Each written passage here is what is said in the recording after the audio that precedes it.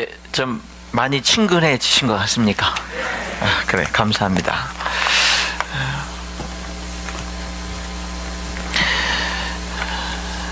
이런 얘기가 있더라고요. 예수님이 예루살렘에 입성할 때 나귀 타고 입성했잖아요. 근데 그 나귀가 예루살렘을 입성하는데 사람들이 자기를 보고 막 뭐 종려나무 가지를 흔들고 뭐 옷을 펴서 그냥 자기가 걸어가는데 다 깔고 뭐 막 이러더래요. 그래서 이 나귀가 너무 우쭐해가지고 막 그냥 당당하게 예루살렘 성을 들어갔는데 예수님이 딱 내리니까 아무도 자기를 쳐다보지 않더랍니다. 우리의 인생이 하나님이 없으면, 하나님과 함께 할 때 영광스러울 수 있는 것이지, 우리가 착각하면 안 될 것 같아요. 정말 하나님과 함께하는 삶이 정말 우리의 삶에서 정말 그 하나님의 영광이 우리의 삶 가운데 임하는 거지, 내가 정말로 영광이 어떤 나에게 막 임하는 것 같아도 막상 주님이 떠나버리면 아무것도 아닌 인생이 되어버립니다. 그래서 정말 올 한 해는 여러분들이 신년에 이 부흥성회를 하면서 여러분들의 삶 속에서 정말로 올 한 해 내가 하나님과 즐겁게 동행하겠다. 정말로 내가 하나님의 은혜 속에 충만하고 그 하나님의 은혜가 내 인생에 어떤 강력한 추진력이 되고 힘이 되는 그런 삶. 그래서 내가 올 한 해는 하나님과 정말 가까이 동행하는 그런 삶을 실제적으로 살아가겠다라고 하는 그런 확실한 결단이 올 한 해 여러분들에게 시작하는 이 시점에서 있을 수 있기를 축복합니다. 그리고 또 하나 우리들의 삶 속에서 정말 중요한 게, 여러분, 교회가 중요합니다. 그렇죠? 정말 우리는 교회를 중요시 여기면서 살아가야 돼요. 어떤 분이 교회를 뭐라고 얘기를 하냐면 혈관과 같다, 그렇게 얘기를 해요. 혈관과 같다고. 혈관이 왜 중요하냐면 사람에게 생명인 피를 나르는 어떤 그런 통로가 혈관이잖아요. 혈관이 막혀버리면 심각한 문제가 생겨버리지 않습니까? 그래서 우리들이 이 교회 생활을 잘할 때는 이 생명력이 풍성한 삶이 되지만, 이 교회 생활이 이게 막히게 되고 그러면은 이 생명력이 끊어지게 되고 그래요. 그래서 누군가 표현하기를 이 교회는 사람 몸속에 있는 혈관과 같다. 생명을 나르는 혈관과 같다, 이렇게 표현을 했는데, 여러분의 교회 생활이 정말 행복한 교회 생활이 될 수 있기를 축원합니다. 그러니까 교회 생활을 잘하고 교회 생활을 통해서 주님과 잘 동행을 하고, 그래서 교회 생활을 통해서 축복이 되는 그런 여러분의 삶이 될 수 있기를 바라요. 정말 그래서 교회가 여러분의 삶 속에서 정말로 귀한 생명이 되는 그런 삶이 될 수 있기를 바랍니다. 이 시간에 우리 잠깐 하나님의 말씀을 봉독하겠는데요, 마태복음 16장 13절부터 18절 제가 봉독하도록 하겠습니다. 마태복음 16장 13절부터 있는 말씀입니다. 18절까지 봉독하도록 하겠습니다. 예수께서 빌립보 가이사랴 지방에 이르러 제자들에게 물어 이르시되, 사람들이 인자를 누구라 하느냐? 이르되 더러는 침례 요한, 더러는 엘리야, 어떤 이는 예레미야나 선지자 중에 하나라 하나이다. 이르시되 너희는 나를 누구라 하느냐? 시몬 베드로가 대답하여 이르되 주는 그리스도시요 살아계신 하나님의 아들이시니이다. 예수께서 대답하여 이르시되 바요나 시몬아, 내가 복이 있도다. 이를 내게 알게 하니는 혈육이 아니요 하늘에 계신 내 아버지시니라.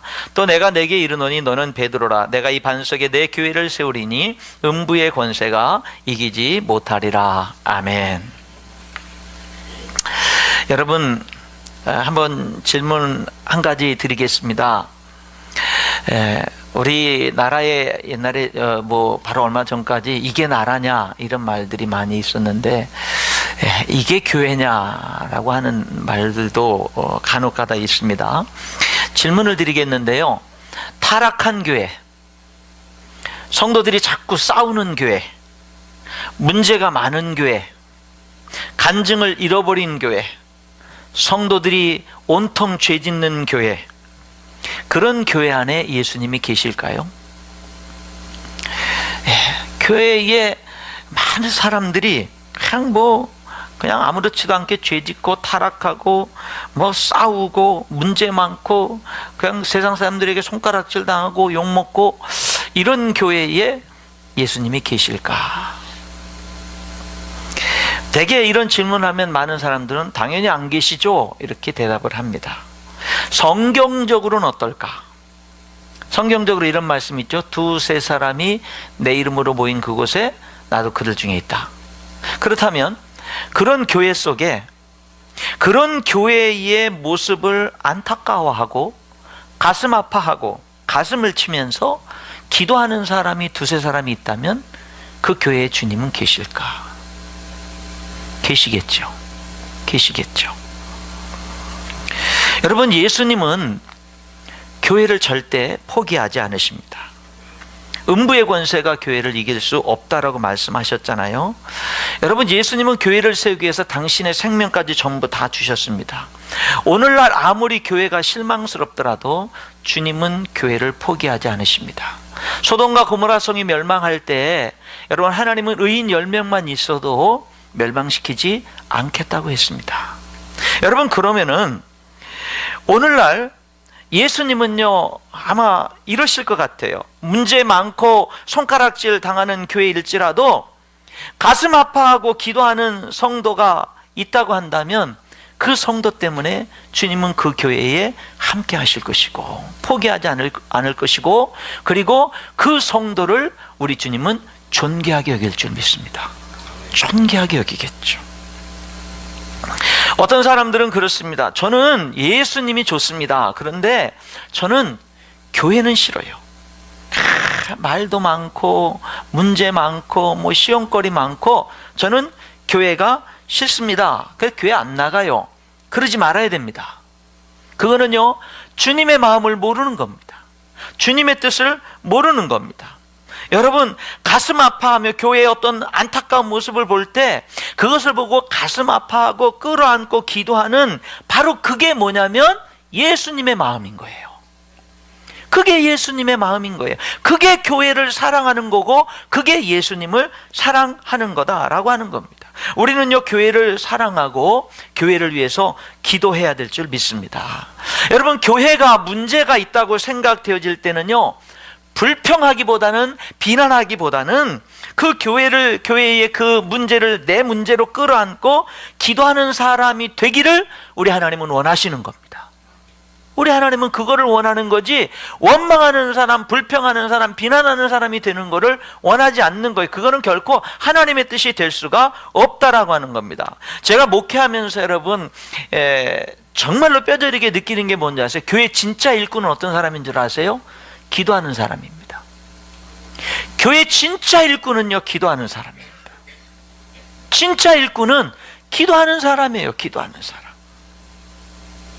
여러분, 교회에 어떤 필요가 있을 때 그 필요를 나의 필요로 알고, 그리고 교회를 위해서 기도하고 헌신할 줄 아는 그런 성도가 된다면 그게 행복한 성도입니다.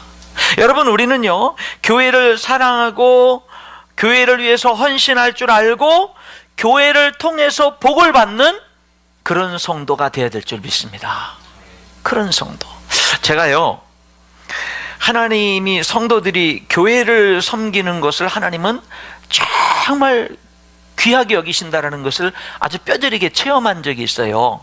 그게 언제냐면 제가 전도사 시절입니다. 전도사 시절인데 청년부를 담당하고 있었어요. 그런데 그때 그 교회가 성전 건축을 했어요.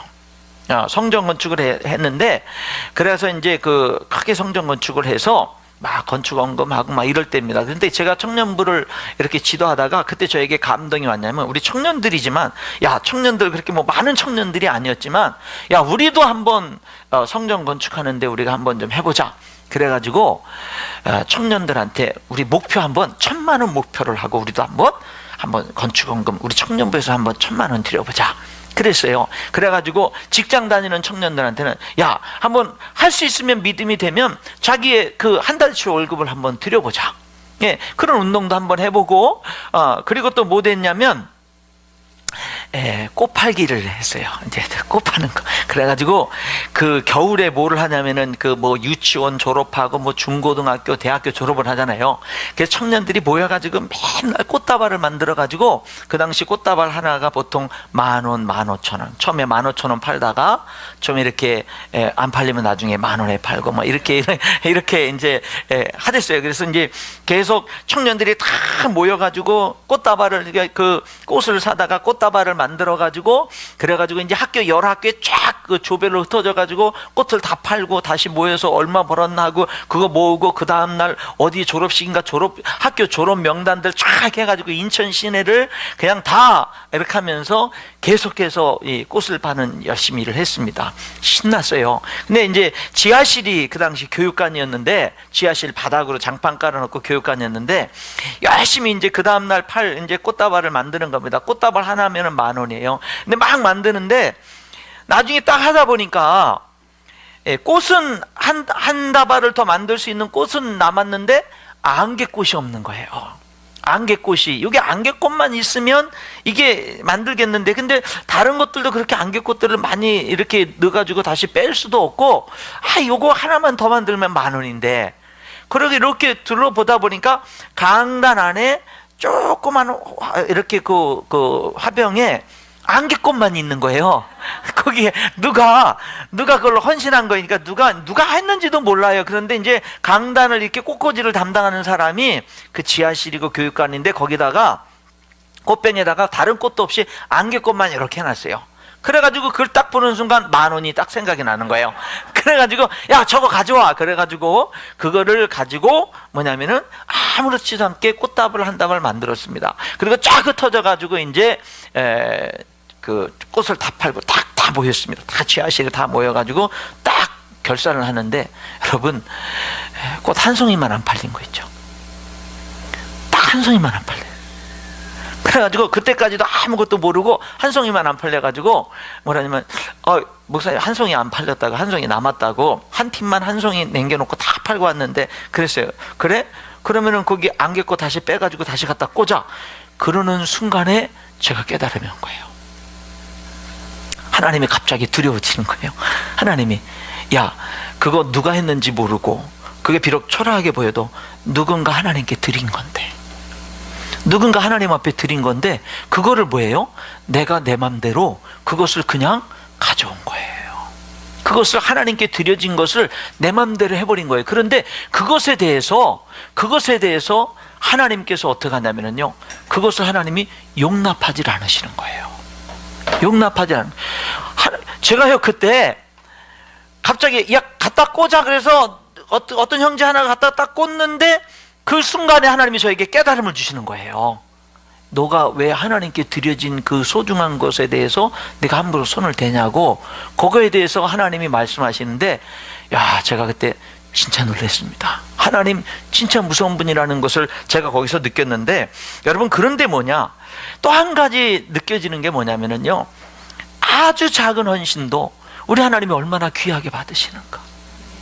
하나님이 아무도 몰라주는 누군가 하나님을 사랑해서 그 지하실에 그 교육관에 그냥 아무것도 없는 것보다 그 안개꽃이라도 이렇게 있기를 원해서 그 자그만 화병에다가 그냥 누군가 그 자그만 거 갖다 꽂아 놓은 거 그거 그냥 그 주님 앞에 드려진 그 헌신이 아무것도 아닌 것 같이 보일지 모르지만 하나님이 그것을 얼마나 귀하게 받으셨으면요 그거를 제가 마음대로 그 안개꽃을 하찮게 여겨가지고 아무렇게나 가져다가 그것을 꽃다발 10,000원을 생각해서 만들었더니 하나님이요 한 다발 남게끔 만들어서 도로 다시 갖다 꽂게 만들더라니까요.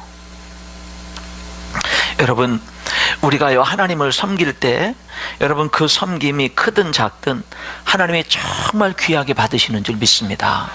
예수님이 사람들이 헌금할 때 보니까 부자들은 많이 넣었는데 한 가난한 과부가 2렙돈 동전 2잎을 하나님께 드렸잖아요. 그랬더니 예수님이 뭐라 그랬어요? 가장 많이 넣었도다 그랬다고요.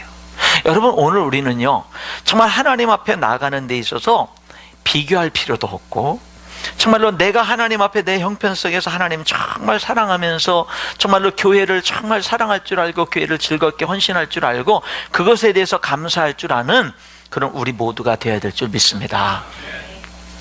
행복한 교회 생활 자유로운 교회 생활, 헌신할 줄 아는, 즐겁게 헌신할 줄 아는 그런 교회 생활이 필요하다라고 하는 거지요. 여러분, 오늘 여기 본문에 보면은 정말로 예수님이 제자들에게 사람들이 나를 누구라고 그래? 그러죠? 물어보죠. 그러니까는 어떤 사람은 엘리야라고 하고, 어떤 사람은 침례 요한이라고 하고, 어떤 사람은 선지자라고 하고, 막 그럽니다. 여러분, 이 말은 뭐죠? 사람들은 예수님에 대해서 잘 모른다 이 말이죠. 잘 모른다 이 말이죠. 여러분, 오늘날 사람들이 하나님에 대해서, 예수님에 대해서 수많은 이야기를 합니다. 여러분들이 직장에서나 친구들이나 여러 사람들을 만나면 하나님에 대해서, 예수님에 대해서, 교회에 대해서 정말 여러 가지 이야기들을 하거든요. 근데 여러분, 그 사람들이 하나님에 대해서 알고 있는 것들이 참 연약하고 부족할 때가 많습니다. 우리들이 거기에 너무 치중하지 않아도 될 것 같아요. 사도행전 14장에 보면 태어나면서부터 걸어본 적이 없는 사람을 사도 바울이 큰 소리로 이제 고쳐주게 됩니다. 그러니까 사람들이 신이 우리 가운데 내려오셨다 그러면서 사도 바울에게 제사를 드리려고 합니다. 그러니까 사도 바울이 우리도 너희와 똑같은 사람이다 라고 하면서 그걸 억지로 말리죠. 그런 일이 얼마 안 있고 나서 바울의 전도하는 것을 반대하는 유대인들이 와서 무리들을 충동질하니까 무리들은 그 충동질에 이끌려서 바울을 돌로 쳐 죽이려고 하는 것을 보게 됩니다. 그래서 돌로 쳐서요 거의 죽은 줄 알고 내버려두고 갔거든요. 여러분, 사람들이 그래요. 신이 우리 가운데 내려오셨다 그래가지고 사도 바울을 신으로 섬기면서 제사 드리려고 하다가 나중에는 금방 충동을 딱 당하고 나서는요 돌로 쳐 죽이는 거예요. 이렇게 사람들이요 연약한 모습이 있습니다. 사도행전 28장에 보면은 사도 바울이 죄수로 로마에 끌려갈 때 태풍을 만나서 이제 한 섬에 머물게 됩니다. 예, 그 섬에 사도 바울이 나무를 가져다가 이제 이렇게 불을 지피는데 그 나뭇가지에 독사가 있어요. 맹독, 아주 그냥 물리면 즉사하는 독사가 있는데 사도 바울을 물고 있는 거예요. 그것을 원주민들이 보고 저 사람은 틀림없이 죄인이다. 배에서는, 파손된 배에서는 살아나왔지만 공의가 저 사람을 죽게 하는 거다. 독사에 물렸으니 저 사람은 즉시 죽겠구나 하면서 사도 바울, 뱀에 물린 사도 바울을 죄인이라고 그렇게 정죄를 합니다. 근데 사도 바울이요 독사에 물렸는데 시간이 지나도 안 죽어요. 그러니까 이 사람들이 뭐라고 얘기하냐면은 이제는 그 사도 바울이 신이다, 그렇게 이야기를 하는 그런 모습을 보게 됩니다. 사람들은 저마다 예수님에 대해서, 하나님에 대해서 자기가 경험하고 자기가 알고 있는 지식에 근거해서 이야기를 합니다. 그런데 그런 것들이 잘못된 경우들이 많이 있다라고 하는 것이죠. 여러분, 하나님을 바로 아는 것은, 하나님은요 나는 이런 하나님이야 라고 우리들에게 하나님 당신 자신을 계시해 주셨어요. 여러분, 자연을 통해서도 우리 양심을 통해서도 계시해 주셨지만 이 성경, 특별 계신 이 성경을 통해서 하나님은 하나님이 어떤 분인지를 우리에게 분명하게 알려주셨습니다. 그래서 우리는 하나님이 어떤 분인지를 이 성경을 통해서 우리들이 정확하게 알 수가 있는 거예요. 예, 그 하나님을 우리들이 믿는 거죠. 그러니까 우리들은 우리 주변의 사람들이 하나님이 어떠니, 예수님이 어떠니, 여러분 공격을 한다든지 무시한다든지 대적한다든지 오해한다든지 이런 것들에 대해서 여러분들이 너무 흔들리지 말아야 돼요. 우리들의 신앙 고백이 성경에 근거해서 분명할 필요가 있다라고 하는 겁니다. 여러분, 주변 사람들은 교회에 대해서 뭐라고 말을 합니까? 여러분, 아마 교회에 대해서 부정적으로 말하는 사람들이 오늘날 굉장히 많이 있잖아요. 여러분, 그래도 하나님의 소망은 교회밖에 없어요. 하나님의 소망은요, 교회가 이 땅에 없어지면 하나님의 소망이 없고요, 구원의 통로가 없어집니다.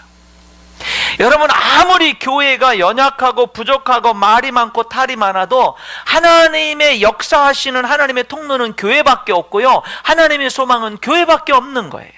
그래서 여러분, 우리들은요 교회를 정말로 소중히 여기는 그런 삶을 우리가 살아야 될 줄 믿습니다.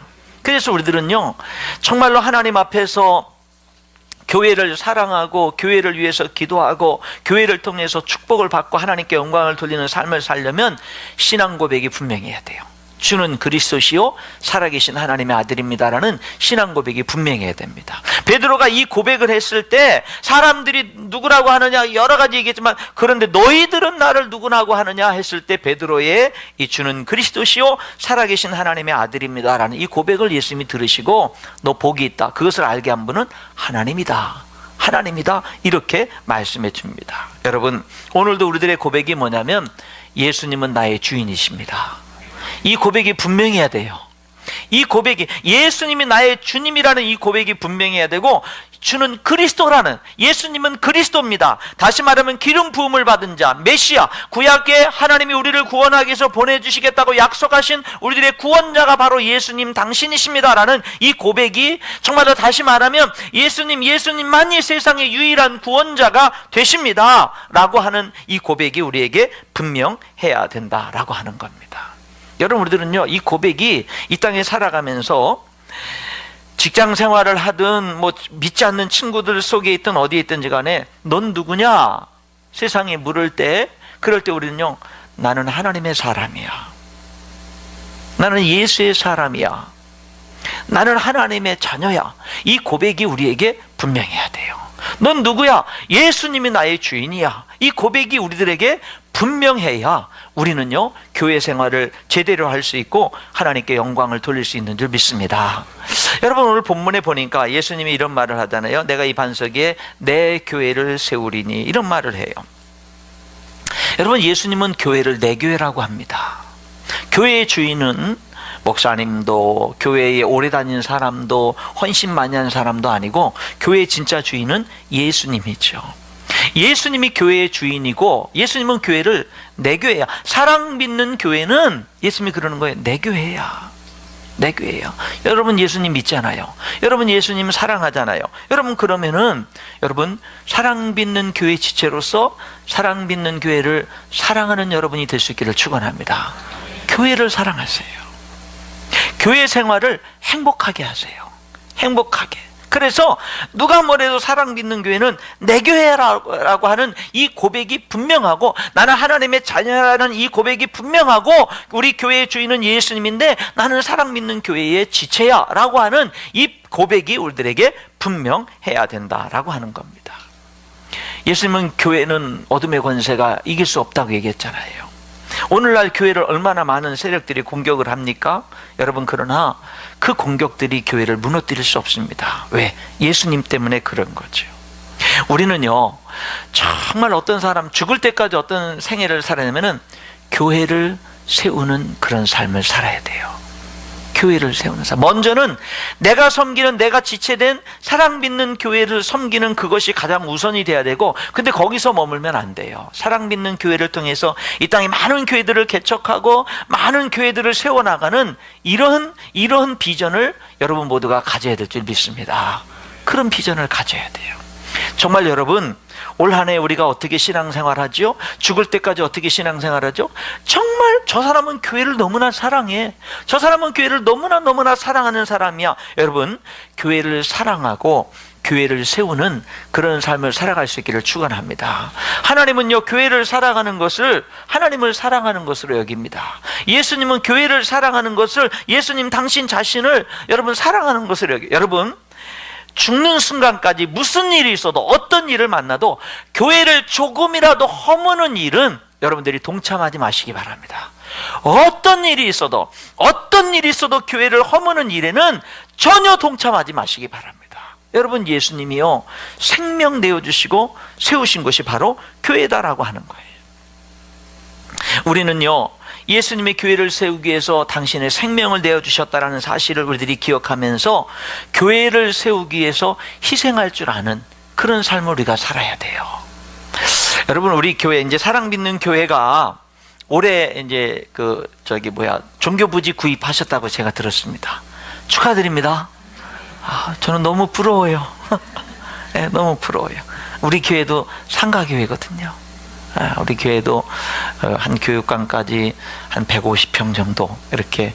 저희는 샀어요. 사서 이렇게 하고 있는데, 저희도 지금 뭐 예배당이 차고, 그 다음에 또 2부 예배 또 나눠서 드리고, 저희 교회는 4층에 있는데 엘리베이터도 없어요. 다 4층까지 걸어, 나이 드신 분들 그냥 계단 붙잡고 그냥 그렇게 걸어오셔요. 근데 지금 교회 연세 드신 분들이 많으셔서, 그래서 지금 이제 저희도 예배당을 옮겨야 되는 그 기도를 이제 시작을 했거든요. 그런 저희 입장에서는요, 종교부지를 구입해서 이거 뭐 그냥, 여러분들은 근심 걱정이 있을지 모르지만 거기다가 어떻게 건축을 해야 될지 그럴지 모르지만 저는요 부러워 죽겠어요. 저는 아유 여러분 걱정되시면 우리한테 넘기세요. 걱정되시면 저는 그냥 뭐 부러워 죽겠어요. 그래서 저희는 이제 지금 기도를 하고 있거든요. 저희 교회가 이제 그 143평 예배당을 이제 구입했습니다. 한 10년 좀 넘었는데요. 구입했고 또 중간에 이제 또 3층에 교육관을 또 이제 15평 또 구입하고 또 15평은 또 이제 월세 내면서 이렇게 하면서 이제 사역들을 하고 있는데 143평 이제 그 교육관을 이렇게 그 구입을 하게 되거든요. 근데 구입을 하게 되는데 이게 전에 옮기기 전에는 뭐 그 이전부터 한번 얘기를 해보면 처음에 교회를 개척할 때 얘기를 잠깐 말씀드리면 개척을 하는데 1월 1일부터 교회를 시작해야지. 여러분 좀 약간 여러분 교회랑 저희 교회가 좀 약간 좀 친밀한 저는 느낌이 드는 게 우리 교회도 올해 20주년입니다. 1998년도에 개척을 했어요. 사실은 98년도 1월 첫째 주부터 예배를 드렸는데 사실은 97년도 12월 31일 송구 영신 예배부터 시작을 해서 했는데 창립 예배는 9월 달에 드려서 항상 창립 주일이 9월 달에 하지만은 어쨌든 올해가 20주년이 됩니다. 9월 달에 20주년이 되거든요. 그런데 1월 첫째 주부터 예배를 드려야지 그렇게 딱 했는데 예배당을 구하지 못한 거예요. 구하지 못했거든요. 근데 그 당시 교회를 막 같이 시작을 하는 이제 집사님 부부가 있는데 오늘 여기 와서 있어요. 여기 와서 앉아 있는데, 그 집사님이 남편 되는 집사님이 목사님, 우리 집에서 교회를 하면 어떨까요? 예배당 얻을 때까지 우리 집을 교회로 하면 어떨까요? 이제 이렇게 얘기를 해요. 저희 집은 부모님을 모시고 사는데 부모님이 다 편찮으셔가지고 좀 그렇게 환경이 아니고, 그런데 우리 집사님 가정은 뭐 결혼하고 한 4년 정도 이렇게 만 4년이 좀 넘고, 근데 자녀가 없고, 그리고 이제 또 상가주택 2층에 또 넓게 30평이 있고, 그러니까 뭐 예배드리기 너무 거실 좋고 너무 좋은 환경이고 부부밖에 없고, 그러니까는 우리 집에서 예배당 구할 때까지 예배 드리자고. 그래서 12월 31일 송구 영신 예배부터 거기 우리 집사님은 집을 이제 예배 처소로 해서 교회가 시작이 된 거예요. 시작이 되는데 가정집에서 예배를 드렸지만 주일 11시 예배 드리고 오후 예배 드리고 수요 예배 드리고 금요 기도 드리고 다 했어요. 새벽 기도만 못하고 가정에서 드려도 할 거 다 했어요. 다 했어요. 그런데 우리 집사님은 좀 자기 집에서 좀 더 많이 하고 싶었는데 한 6주 예배 드렸나요? 그랬는데 예배당을 구하게 된 거예요. 2층 40평을 구하게 된 겁니다. 그래가지고는 이제 이전을 하게 되니까 우리 집사님이 굉장히, 지금은 이제 우리 집사님이 저희 교회 안수 집사님이 되셨고, 지금 여기 와 계신 아내 되는 이제 분은 이제 권사님이 되셨고, 이제 그래서 이제 저희 교회 그렇게 계속 개척 때부터 지금까지 이렇게 하고 있는데, 오늘 왜 왔나 몰라. 내가 좀 얘기하는데.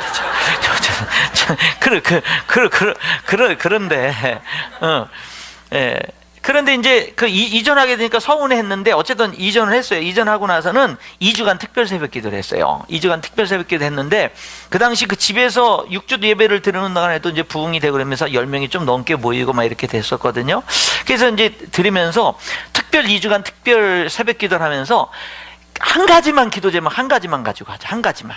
정말 기적이 필요하든 뭐든 상관없이 이것이 꼭 이루어졌으면 좋겠는 한 가지씩만 가지고 우리가 오직 한 가지만 가지고 2주 동안 특별 새벽기도 하자.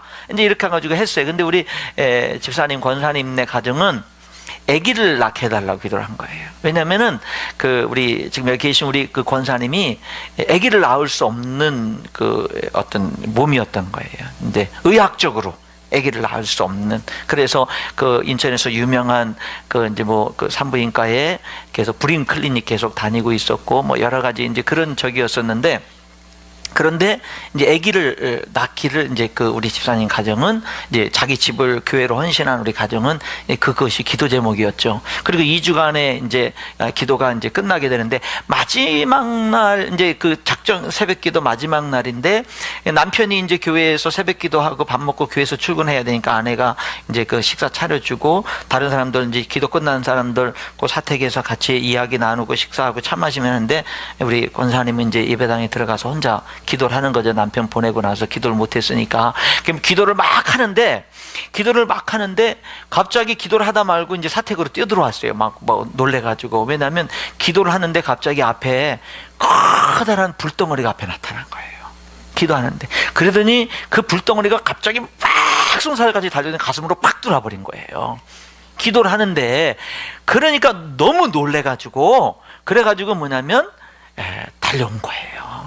그래가지고 야, 이거 무슨 좋은 징조가 있을 수 있겠다, 이제 그렇게 했는데, 나중에 보니까 이제 4월 달이 돼가지고 이제 우리 원사님이 다시 그 병원에 가가지고 진단을 했는데 임신을 했는데 6주라는 거예요. 근데 6주인데 계산해 보니까요, 그 팍 체험하고 그때부터 딱 기간이 6주예요. 여기 본인이 여기 있다니까요. 본인이. 그래가지고는요, 아기가 태어났어요. 딸이. 걔가 지금 대학생이거든요. 그런데 우리 집사님, 권사님 가정이 그 다음에도 교회에서 여러 번 작정기도 뭐 이렇게 했을 때 둘째를 위해서 기도했는데 그 다음에는요 안 생기는 거예요. 한 번 생기면 그 다음에 또 생길 수가 있잖아요. 지금까지 안 생기는 거예요.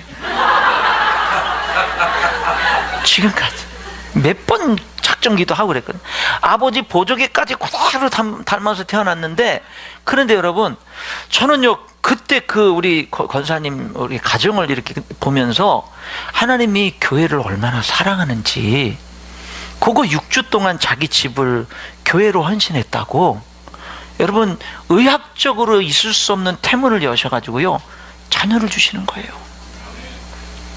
자녀를 주십니다.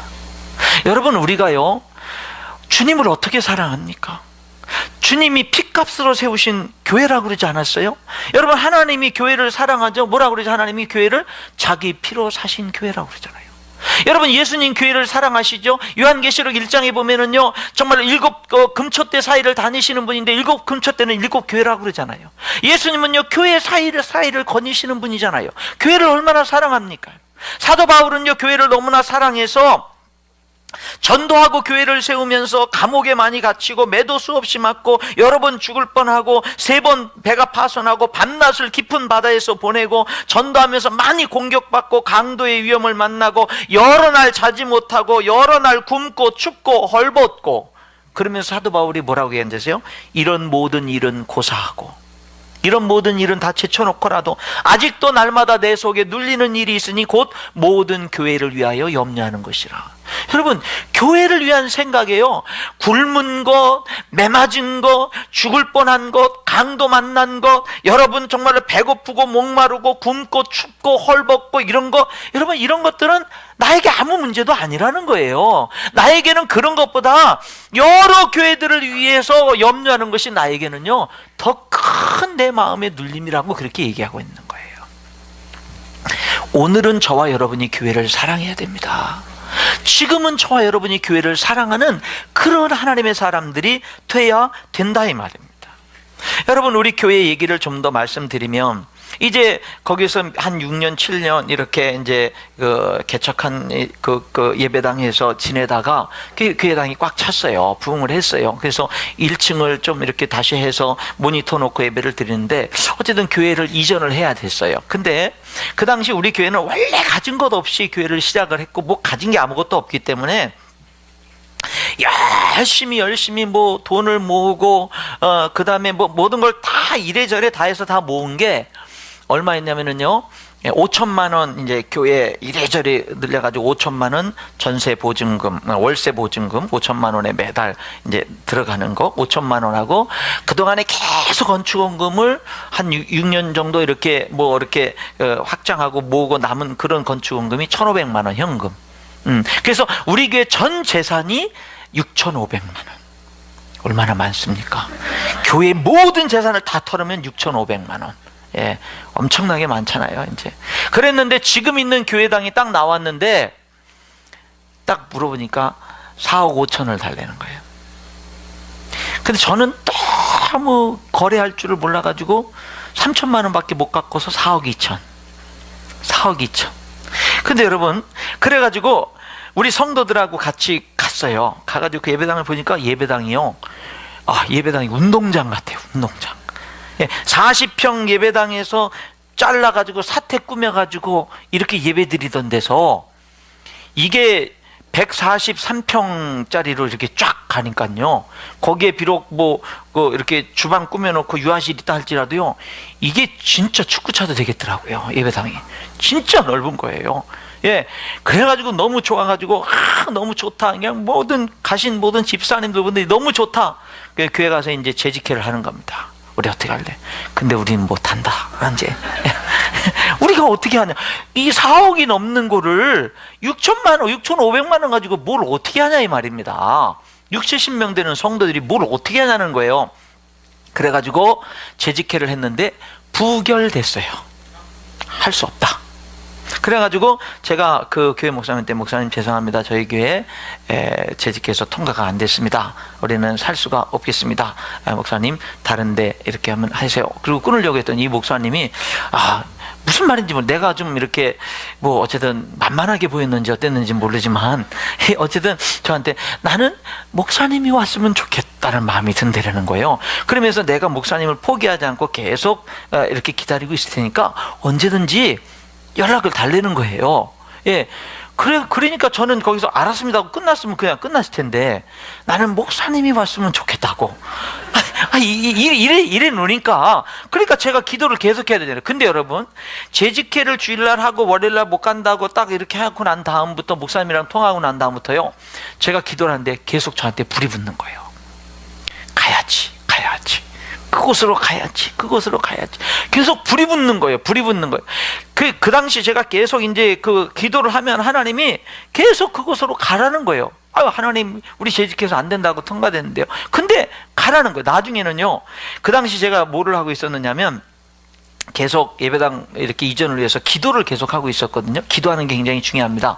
기도를 계속 하는데, 그 당시 반주기를 가지고 이제 찬송가를 연속 연주를 틀어놓는 거예요. 그리고 아는 찬송은 같이 따라 부르고, 모르는 찬송은 읽으면서 배우면서 따라 부르고, 그럼 그 다음 찬송으로 넘어가고, 그 다음 찬송으로 넘어가는데, 근데 여러분, 저는 하나님이 찬송가를 통해서 말씀하시는 걸 처음 들었어요. 그래서 야, 너 그거 내가 너에게 선물로 주는 거다. 선물로 주는 건데, 그러나 네가 결단해야 된다. 그런데 네가 만약에 결단하지 않으면 너 나중에 슬피 울며 후회하게 될 거다. 하나님이 찬송가를 통해서 그렇게 해주신, 저는요 그런 찬송이 있는 줄 몰랐어요. 여러분, 찬송가예요. 나는 그런 찬송이 있는 줄 몰랐는데 519장이에요. 519장인데, 구주께서 부르되 오늘 오라 하시니 올 수 있는 기회에 국률함을 받으라. 널 위하여 비시는 주의 음성 들으며 주의 약속 믿고서 내 구주로 섬겨라. 구주께서 널 위해 기다리고 계시니, 이 찬송이 가사가요, 널 기다리고 있어. 지금 계약하라고. 모든 고통 두려움 주께 와서라도 두려워하지 마. 이렇게 풍성하신 그 은혜, 자비로운 그 사랑, 회개하고 주께 와 간구하여 얻으라. 얻으라는 거예요. 근데 사들이 더 멋있어요. 지체 말고 주께로 어서 바삐 나오라. 예비하신 구원은 지금 받을 은혜라. 좋은 기회 놓치고 슬피 후에 말지니 지금 문을 두드려 구원함을 받으라. 세상에, 저는요 찬송가를 통해서 이렇게 하나님이 이렇게 응답을 해주시는 줄은 몰랐어요. 근데 이게요, 그 당시 기도할 때 저에게는요 너무 은혜로 쏟아지는 거예요. 이게 하나님이 생생하게 저에게 음성으로 말씀해 주는 거예요. 이 찬송이요, 이 찬송이 너무 생생하게 말씀해. 그래서 제가요 속에 불이 붙는데 이걸 감당할 수가 없겠는 거예요. 그래서 그 다음 주일날 임시 재직회 다시 모이겠어요. 그리고 제가 집사님들 모든 분들, 여러분, 지난주에 우리가 부결됐습니다. 그런데 여러분, 지금까지 저를 믿고 따라오지 않았습니까? 여러분들이 이 계약권에 대해서는 전권을 저에게 위임해 주시기를 바라겠습니다. 그것을 여러분들이 오늘 이 시간 재직회를 통해서 가결을 해 주시기 바랍니다. 제가 그랬어요. 그랬더니 여지까지 목사님이 계속 그렇게 해오고, 또 목사님이 그렇게 이러는데 반대를 못하지요. 그렇게 어쨌든 집사님들이 다 그냥 반대하는, 속으로 반대하는 사람도 있을 수 있었겠지만, 어쨌든 목사님께 다 위임해 주는 걸로 했어요. 그래서 그 다음날 가서 계약했죠. 계약을 했어요. 계약을 하는데 저는 진짜 아무것도 몰랐어요. 예, 제가 가서 계약을 했거든요. 제가 했습니다. 제가 계약을 하는데 그 목사님하고 만나가지고 다 계약을 하는데 도저히 깎지를 못해가지고, 원래 그 중개해준 목사님 아무리 저기도 4천까지는 충분히 가능합니다. 그런데 4천까지도 못 깎았어요. 그래서 4,200에 이제 4억 2천에 계약을 했어요. 4억 2천에. 4억에 가능하다는 거를 4억 2천에 계약을 하고 도장을 꽝꽝 찍고, 그러고 나서 이제 목사님이 계약금 주시죠 그래요. 근데 여러분, 저는 가지고 있는 돈이 1,500만 원밖에 없잖아요. 1,500만 원이 나에겐 엄청 큰 돈이었거든요. 예, 하늘같이 큰 돈이었거든요. 그래서 1,500만 원을 떨리는 손으로 딱 계약금으로 딱 드렸습니다. 그랬더니 이 목사님이 딱 씌워보더니 1,500만 원이잖아요. 날 딱 쳐다보더니 놀라는 거예요. 목사님이 참 담대하십니다. 그래요, 저를 보고요. 왜냐하면 4억 2천짜리를 계약하면 최소한 4천만 원은 계약금을 갖고 와야지, 10%를 계약금을 갖고 와야지, 4억 2천짜리를 계약을 하면서 1,500만 원을 계약금을 갖고, 나는 그런 거에 대해서 몰랐어요. 그런 거에 대해서 전혀 몰랐거든요. 그 나한테 1,500만 원이 크대라는 것만 알았지, 무슨 10% 계약하는 거, 이런 걸 내가 어떻게 하냐고요. 예, 그렇게 했어요. 그랬더니 이 목사님이, 그러면 안 된다고 하면 될 것이지, 가져가라고. 내가 이거는 받겠습니다. 그래 놓고 나서 2주 안에 계약 잔금 2,500만 원 갖고 오세요 그러는 거예요. 2주 안에. 그리고 뭐라냐면은 중도금은 1억을 지금부터 한 달 안에 갖고 오세요. 그럼 가만히 계산해 보면 2주 안에 2,500만 원 가져오고, 그리고 그 2주 안에 1억을 갖고 오라는 얘기예요. 1,500만 원을 6년 걸려서 만들었는데 그래가지고 제가 거기서, 그 당시엔 제가 여기서 뭐 주님이 이 찬송에 너무 은혜를 많이 주셨잖아요. 그래가지고 그냥 하겠습니다. 딱 그렇게 하고서는요, 계약을 딱 하고 계약금을 딱 지불하고 교회로 딱 왔습니다. 교회로 오는 순간 눈꺼풀이 벗겨졌어요. 제정신이 들었어요. 내가 무슨 짓을 하고 왔지 지금? 내가 지금 무슨 짓을 하고 온 거지 이게? 예, 제가요 그 다음부터 눌리기 시작을 하는 거예요. 내가 미쳤나?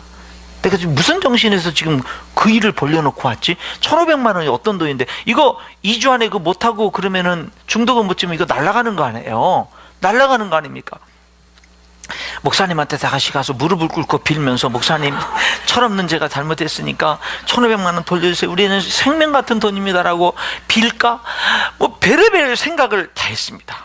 그래가지고요, 너무 눌려서 월요일 날 계약하고 난 다음에 화, 수, 목, 금요일까지 제가 제 아내랑 거의 대화를 못했습니다. 눌려서.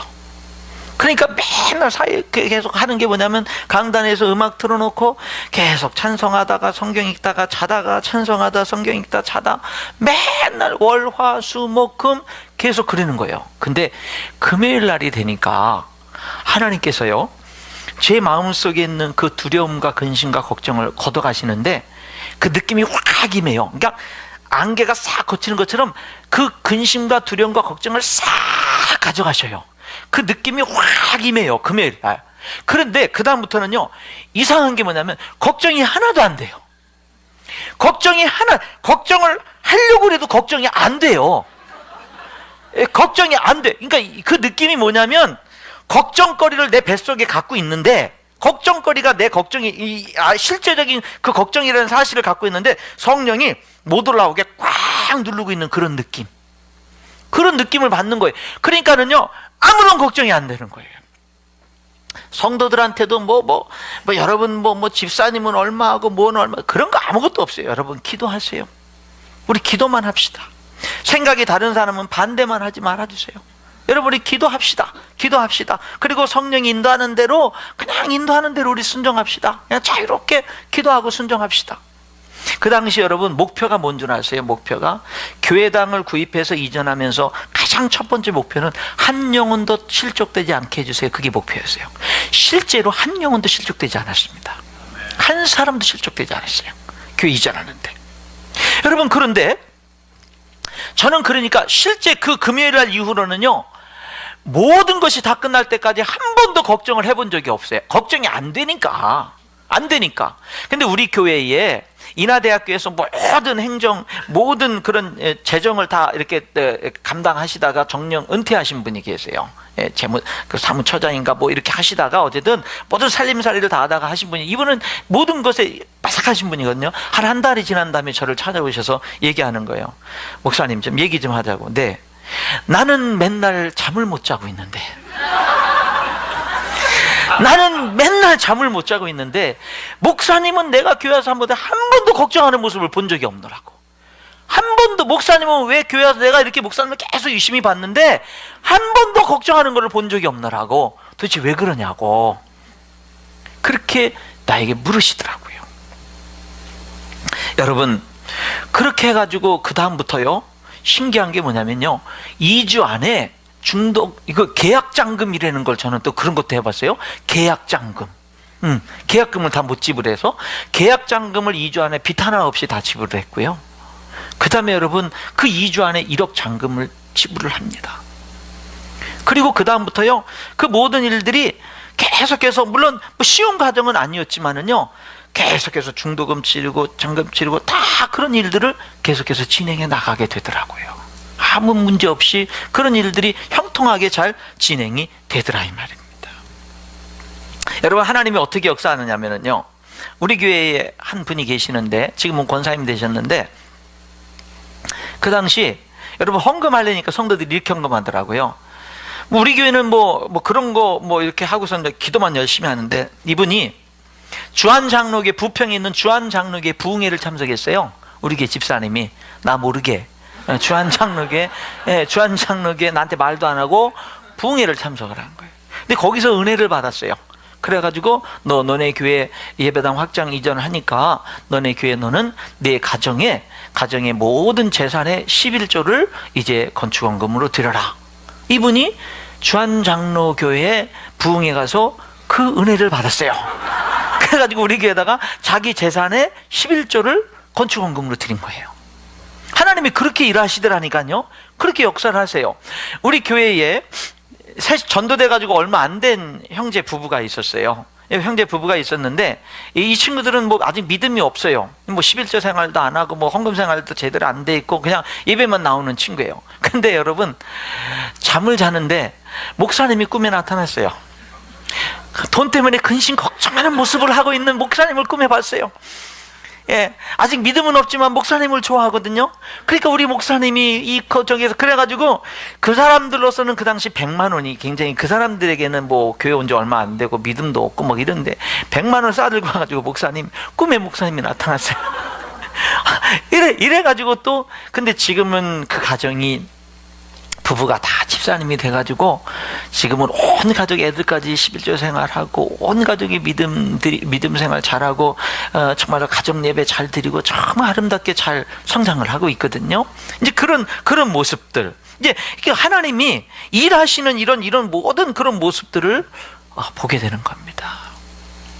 여러분, 그 결과로 어떻게 됐냐면 우리 교회가 이제 이전을 하고 난 다음에 많이 부흥했어요. 이전하고 정말 많은 이렇게 더 많은 영혼들이 주님 앞에 돌아오고 구원받고 교회가 또 크게 부흥을 하면서 또 이렇게 선교하는 일을 또 많이 감당하고, 사실은 우리는 아직까지도 한 2억 정도 빚을 아직까지 가지고 있습니다만은, 그때 뭐냐면 우리가 1년에 상가교회인데도 불구하고요, 아직 빚이 있지만 저희는 선교하는데 1년에 아무리 죽어도 5, 6천만 원 이상 선교를 합니다. 예, 적은 돈이 아니에요. 우리 저기 하는 데서 그런 거 몇 년만 딱 참으면 빚 다 갚죠. 그런 것들은. 그런데 그런 것들이 중요한 게 아니고, 예, 하나님 앞에서 어떤 지금 해야 되는 그런 일들이 중요하기 때문에 그렇게 열심히 노력을 하고 있는데, 그렇게 이전함으로 인해서 더 많은 영혼들을 주님께로 인도할 수 있었고, 정말로 교회가 크게 부흥하고 선교하는 일들도 많이 감당할 수가 있게 됐어요. 여러분, 사랑받는 교회가 이제 아마 그 종교 부지를 구입을 하시고 이제 건축을 해야 될 거라고 이제 생각이 드는데, 여러분, 교회 건축이 교회의 축복이 돼야 됩니다. 그리고 여러분 가정의 축복이 돼야 돼요. 여러분 개인의 축복이 돼야 됩니다. 여러분, 교회 여러분들이 그 종교 부지를 구입하고 이제 또 건축을 해야 될 이런 부분들에서 헤쳐나갈 부분들이 많이 있지만, 여러분 즐겁게 하십시오. 여러분 축복입니다. 축복이에요. 저는요, 교회당 건축이라고 하는 거를 이런 생각을 해보는 거예요. 여러분, 목사님 제가 여러분 부흥회로 오면서 여러분 교회 홈페이지도 들어와 보고, 그 다음에 뭐 광고사항도 보고, 그 다음에 목사님의 칼럼도 읽어봐요. 목사님 칼럼에 보니까 성전 예배당 건축에 대해서 목사님께서 예배당보다 더 중요한 게 성도다, 교회다, 제대로 정확하게 성경적으로 그런 이야기들을 이렇게 칼럼에 쓰셨잖아요. 같이. 그 말이 맞거든요. 여러분, 저는 이렇게 비유해봐도 괜찮을 것 같아요. 뭐냐면, 우리 집이 있으면 하우스, 아파트, 집, 단독주택, 하우스가 중요하냐, 홈이 중요하냐? 홈이 중요하죠? 홈이 중요합니다. 하우스보다 홈이 중요해요. 교회도 교회당이 중요하냐, 교회 공동체인 지체된 성도들이 중요하냐? 성도들이 중요합니다. 그렇죠? 그런데 여러분, 홈이 중요하지만, 그 홈이 정말로 어떤 하우스가 비교가 안 되게 홈이 중요하지만, 그러나 홈이 또 행복한 홈이 되기 위해서 중요한 요소는 또한 하우스가 되기도 하는 거지요. 그렇죠? 그래서 우리들은 뭐 아파트를 구입한다든지 그럴 때 모든 역량을 다 거기에 쏟지 않습니까? 여러분, 교회가 성도들이 중요한 거예요. 그래서 아마 목사님도 제가 그 가치관, 목회관 이런 것들을 보게 되면 성도가 중요하다는 것을 분명히 알고 그렇게 진행을 해 나가는 것으로 제가 알고 있어요. 그런데 여러분, 특별히 그런 속에서 이제 우리의 필요 속에서 예배당이 우리에게 필요한다 그러면은, 그리고 교회가 그것을 결정했으면 아마 어떤 사람들은 그런 것들이 내 생각은 분명히 다를 수 있습니다. 여러분, 다른 게 정상 아닙니까? 우리가 너무 다양한데 다른 게 아니에요. 그런데 교회가 그런 일들을 하나님의 뜻으로, 우리들의 필요로 다 받아들이고 결정했다면 그걸 우리 모두가 하나님의 뜻으로 받아들이는 게 좋습니다. 받아들이는 게 좋아요. 그리고 그런 일들에 대해서 함께 적극적으로 그 일이 은혜롭게 잘 되도록 그것을 위해서 기도하는 게 중요합니다. 그리고 한 영혼도 그런 일들에서, 왜? 영혼이 더 중요한 거니까. 영혼이 더 중요한 거니까 이런 일들, 이 좋은 일들을 이뤄가는 데 있어서 영혼이 실족되지 않기를 위해서 우리가 서로 격려하는 게 중요한 겁니다. 격려. 그래서 여러분, 이번에 사랑 믿는 교회가 이 일들을 이뤄가는 데 있어서 여러분들이 정말 멋지게 이런 일들을 이룰 수 있기를 축원합니다. 여러분, 교회가 이런 일들을 하다 보면 좋은 일이잖아요.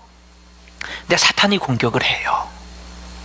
그래서 반드시 뭐가 필요하냐면 기도가 필요합니다. 기도 많이 하셔야 돼요. 여러분, 정말 기도 많이 하셔야 됩니다. 왜냐하면 은혜롭게 다 시작을 했어도요, 괜히 아무것도 아닌 그런 거 가운데에서 뭐가 될 수 있느냐면요, 이상하게 시험거리가 될 수 있어요. 사탄이 공격을 하는 거예요. 우리들의 약함을 공격할 수가 있습니다. 여러분, 성경을 에스라 느헤미야서를 읽어보세요. 에스라 시대 때 예루살렘 성전을 포로 귀환해서 건축하고 느헤미야 시대 때 성벽을 건축하는 데 있어서 얼마나 많은 공격이 있었습니까? 산발랏 뭐 이런 사람들을 중심으로 해서, 도비야 이런 사람들을 중심으로 해서요, 얼마나 그 성벽 건축을 못하도록 얼마나 협박을 하고 위협을 하고 공갈을 하고, 여러분 뭐 죽이겠다고 하고, 얼마나 많은 외부적인 공격이 있었고, 심지어는 내부적으로도 부자들이 정말로 높은 이자로 주고, 그래서 같은 이스라엘 사람들끼리 또 이렇게 팔려가게 되고, 안에서 막 내분이 일어나고, 여러분 그 건축을 짧은 그 기간 동안 성벽을 건축을 하는 데 있어서도 외부적인 공격, 내부적인 공격이 얼마나 많았어요. 여러분, 사탄이 역사할 수 있습니다. 여러분, 그런 역사 속에서 먼저는 여러분 자신이 승리할 수 있기를 축원합니다. 여러분 자신이 분명한 신앙 고백 속에서, 정말로 교회를 뜨겁게 사랑하는 속에서 이런 모든 일들을 정말로 하나님의 뜻으로 기쁘게 받아들이고, 이런 일들이 아름답게 이루어지기를 위해서 여러분이 마음을 다해서 진심으로 축복하며 기도하세요. 정말 교회가 하나 돼서 이런 일들을 함께 이뤄 나갈 수 있도록 여러분 얼마든지 감당할 수 있습니다.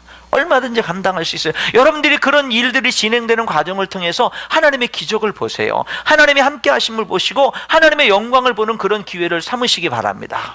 여러분, 근심이 되면 기도하시기 바랍니다. 그리고 서로 격려하면서 우리 할 수 있다라고 하면서, 여러분 정말 중요한 거는 뭐냐면요, 온 교회가 하나가 되는 거예요. 온 교회가 하나가 되는 겁니다. 하나가 돼서 이런 일들을 이루어가는 것, 이런 것들이 정말로 중요합니다. 여러분, 기도해야 됩니다. 기도해야 돼요. 기도해서 정말로 이번 일들에 있어서 여러분들이 정말 멋지게 일을 이루시고, 그리고 여러분 우리 한국교회의 가장 심각한 문제가 다음 세대 아닙니까? 다음 세대입니다. 그런데 여러분, 다음 세대를 위해서 여러분들 앞에 지금 놓여있는 이 거룩하고 위대한 비전은 너무나 중요한 것인 줄 믿습니다. 너무나 중요한 거예요.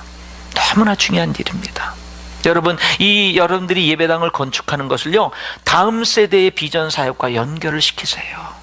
연결을 시키세요.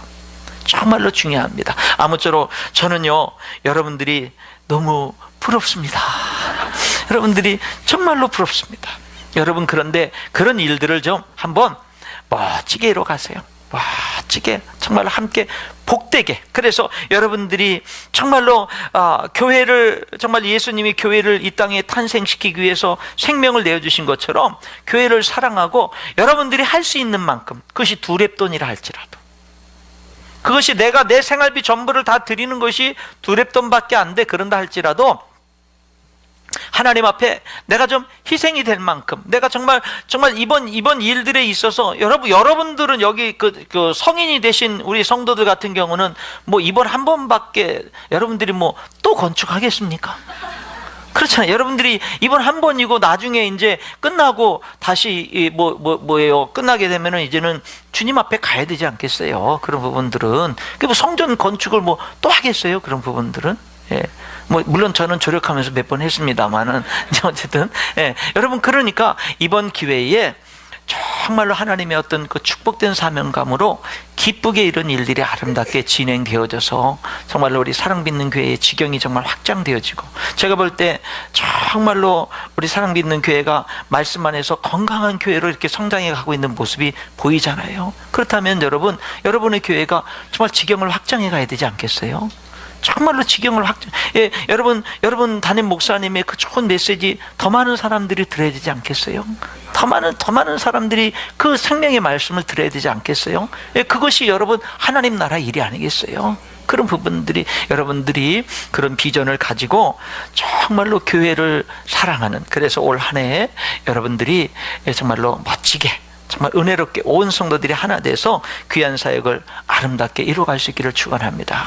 제가 아까 말씀드린 대로 지하실에 그 꽃병에 누군가가 꽂아놓은 그 작은 안개꽃도 하나님이요, 너무 소중하게 여기시더라고요. 너무 귀하게 여기시더라고요. 예. 누가 손을 대는 것을 하나님이 다시금 갖다 놓게 하더라고요. 여러분, 우리 하나님을 사랑해서 우리가 정말 하나님 앞에 즐거이 헌신하는 거 하나님이 다 귀하게 받으십니다. 고넬료가 정말 천사를 하나님이 이제 고넬료에게 보내서 고넬료를, 그 가족을 다 구원할 때, 이방인들에게 복음이 전파될 때 하나님이 천사를 통해 이런 말 하잖아요. 내 구제와 내 기도가 하나님 앞에 상달되어 기억하신 바 되었다. 고넬료는 그동안 구제하면서, 그동안에 기도하면서 뭐 기도할 때마다 하나님이 나타나서 내가 내 기도를 들었다 하나님이 뭐 그렇게 말씀하신 적도 없고, 응?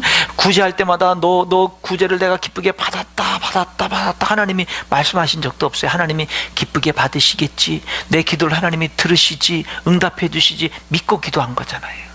근데 어느 날 하나님이 나타나셔서 한 번 말씀해 주시는데 다 상달됐어, 다 기억하고 있어, 말씀하고 있잖아요. 여러분, 우리 하나님 앞에 우리들이 정말로 교회를 사랑하고 교회를 세워가는 그런 여러분들의 평생의 삶이 될 수 있기를 주님의 이름으로 축원합니다. 이 시간에 우리 잠시 하나님 앞에 기도하는 시간을 갖도록 하겠습니다. 우리 이 시간에 기도할 때 여러분, 하나님 아버지, 내가 정말 내 삶 속에서 교회를 사랑하는, 내 평생 이 땅에 사는 동안에 교회를 사랑하는 그런 신앙생활 할 수 있게 해주세요. 여러분, 하나님이 교회를 사랑하면서 헌신하는 그 모든 것들은 다 귀하게 받으실 뿐만 아니라 놀라운 것들로 채워주십니다. 값진 것들로 채워주십니다. 하나님께서는요, 다 받으시고 기억하실 뿐만 아니라 더 좋은 것들로 더 넘치도록 채워주십니다. 여러분, 오늘 저와 여러분의 삶 속에서 정말로 교회를 소중히 여기고 정말로 교회를 사랑하면서 정말로 교회의 귀한 일꾼돼서 영광을 돌리기 위해서 행복한 교회 생활을 위해서 여러분 함께 기도하시고요. 그리고 한 번 더 여러분들의 이제 올 한 해 주어진 그런 예배당 확장을 위해서도 하나님 한 영혼도 실족되지 않게 해주세요. 하나님 온 성도들이 하나 돼서 기쁨 기쁘게 이 일들을 멋지게 이루어갈 수 있게 하시고, 우리들의 작은 헌신에 하나님이 크게 역사하셔서 우리가 하나님의 영광을 보게 해주세요. 이 시간에 우리 함께 기도하는 시간을 갖도록 하겠습니다. 기도하겠습니다.